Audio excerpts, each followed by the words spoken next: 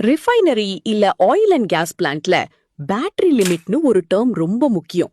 இது என்னன்னா ஒரு ஸ்பெசிபிக் ப்ராசஸ் யூனிட்டோட டிஃபைன்டு பவுண்டரி, அதாவது ஸ்கோப் ஆஃப் ரெஸ்பான்சிபிலிட்டி முடியும் பாயிண்ட்.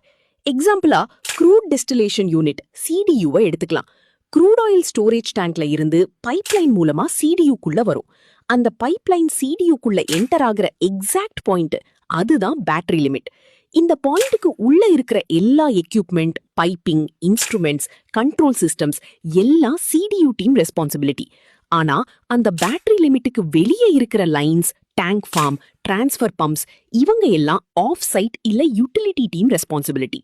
இன்ஜினியரிங் டேர்ம்ஸ்ல பேட்டரி லிமிட் டிஃபைன் பண்றது ரொம்ப இம்பார்ட்டன்ட். ஏன்னா அதுதான் ஸ்கோப் கிளாரிட்டி கொடுக்கும். டிசைன், கன்ஸ்ட்ரக்ஷன், ஆபரேஷன், மெயின்டெனன்ஸ் எல்லா ஸ்டேஜ்லயும் யாரு ரெஸ்பான்சிபிள்னு கிளியரா தெரியணும்னா பேட்டரி லிமிட் கரெக்டா மார்க் பண்ணியிருக்கணும். சோ சிம்பிளா சொல்லணும்னா பேட்டரி லிமிட்னா ஜஸ்ட் பவுண்டரி இல்ல, அதுதான் ரெஸ்பான்சிபிலிட்டி டிவைட் பண்ற மெயின் ரெஃபரன்ஸ். இது புரிஞ்சிருந்தா பிளான்ட் ஆபரேஷன்ஸ் ஹாஃப் கிளியர் ஆயிடும்.